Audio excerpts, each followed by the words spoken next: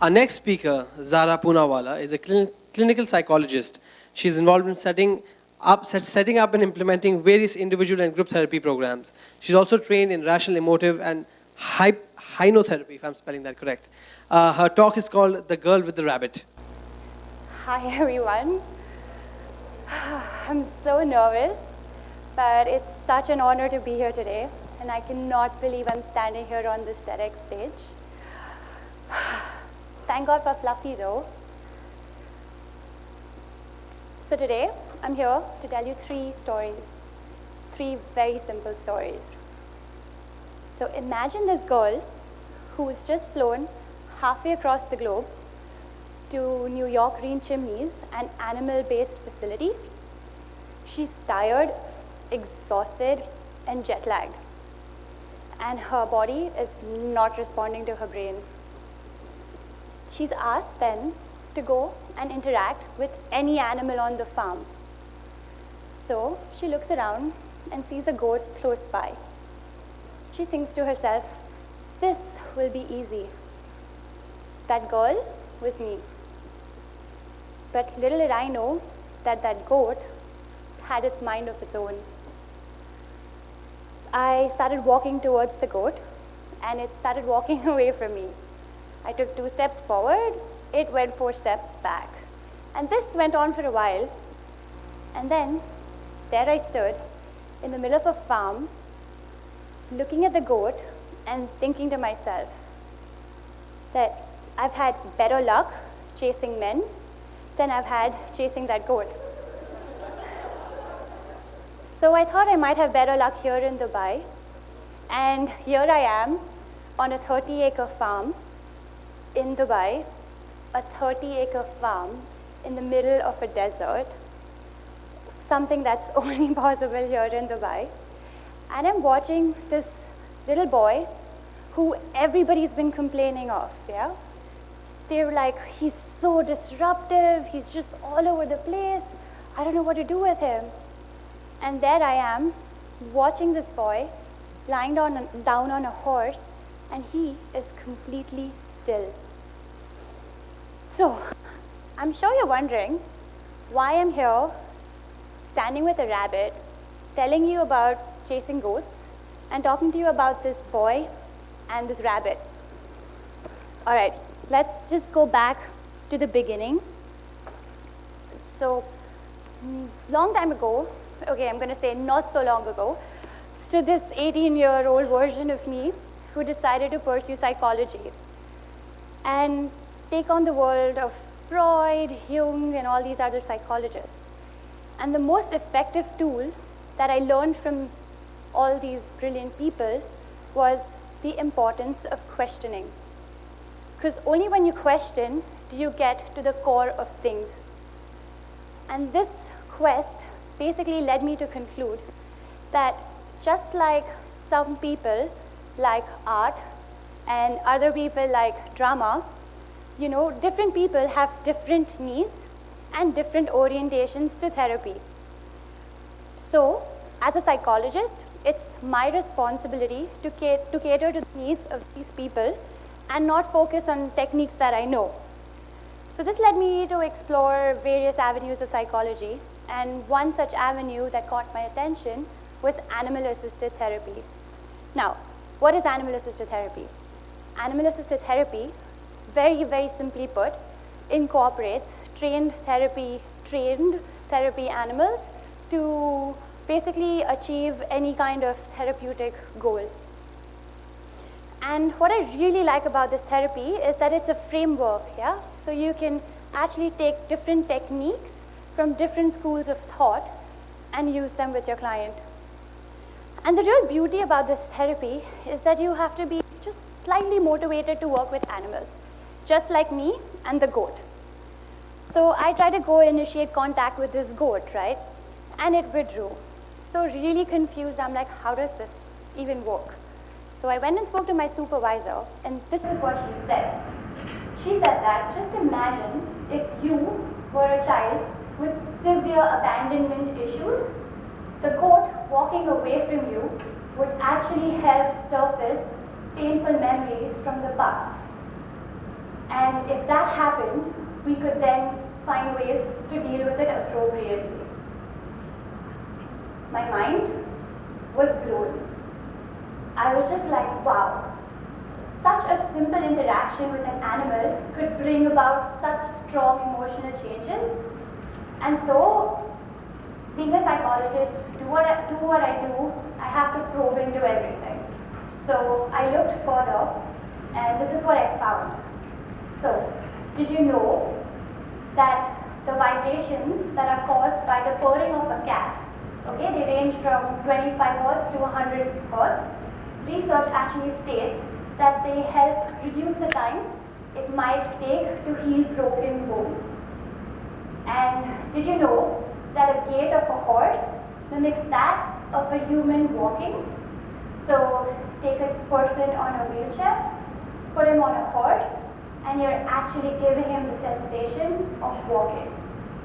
And did you know, just observing fish for 10 minutes lowers your blood pressure and reduces hyperactivity? My curiosity couldn't rest. So I was like, I obviously have to question this even further. So this is what I found. But before I get into that, I'd like to go back to the boy on the horse. So this boy on the horse was actually a 5-year-old boy who's been diagnosed with attention deficit hyperactivity disorder, or commonly known as ADHD. So he's just all over the place, and it's really difficult for him to settle down.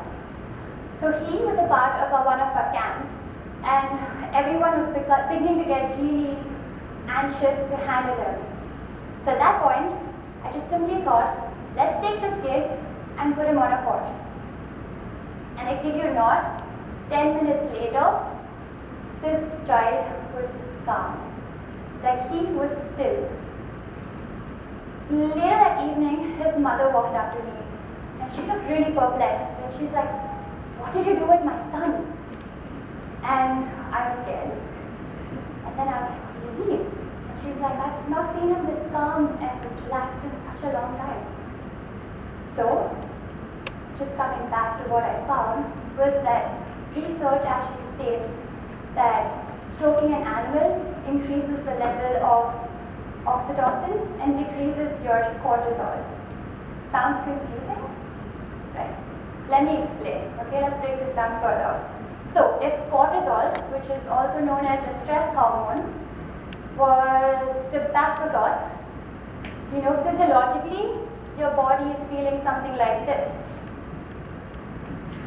So, you know, take an animal, spend some more time with it, you're reducing the levels of cortisol and increasing oxytocin.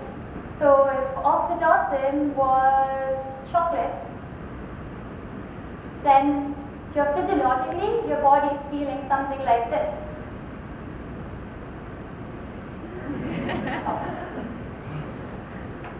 So, it's really incredible, isn't it?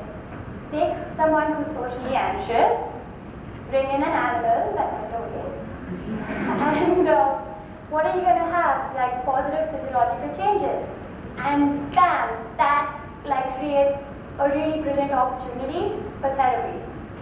Now, the second benefit of working with animals rely on very, very simple forms of communication. So they mostly focus on your body language, yeah? So statistically, it has been proven that everyone relies on nonverbal communication. So just take a dog and bring in a child who has difficulties interacting with people with diagnosed with autism, cannot understand what you're saying.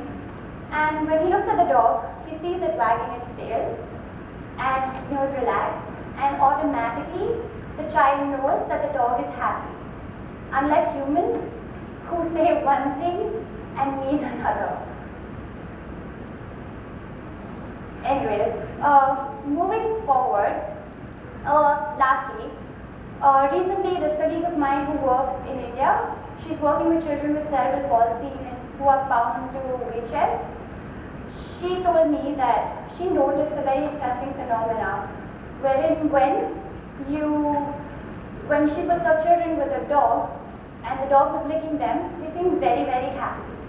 So she went back and reflected with them. And what they told her was this dog is actually licking my broken body. So, just to conclude or summarize, animals A, help create a really safe environment, B, bring about positive physiological changes, and C, they're just very easy to communicate with. So all of that combined and put together makes a really strong environment to then help people change or grow forward. Now, just coming to my last story, and this is a really, really powerful one for me as well. Tina, a mother of a 7-year-old girl who's non-verbal, her name was Joy, and his names are obviously changed, looks at me and says, I don't know what to do with her. She just doesn't listen. As she watched her daughter walk away from us after a really large tantrum.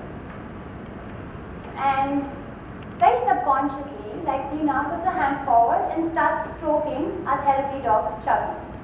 Now, Chubby, being Chubby, starts offering kisses. And soon Tina's cuddling up with Chubby. And then as Tina looks up, she sees her daughter Joy walking back towards her. And then not only does she come back to her, she pushes the dog away and slides into her mother's lap and cuddles up with her instead. The expression on Tina's face, priceless. Later on, I went back and asked her, what did you think of that? And she's like, it's such a rare moment for her to do something like that. And also today, I had this really deep realization that my daughter, even though she can't verbally express her emotions, they actually do exist. So coming back to the data, because I'm a psychologist, that's what I have to do. We know what happens before studies, and we know what happens after studies. My next logical question is going to try to find a way that we can effectively measure these powerful therapeutic moments in therapy. And today, I actually also wonder if someday Joy will be able to tell me what she was feeling in that moment. Lastly, I'd just like to leave you with a thought, which is, thank you.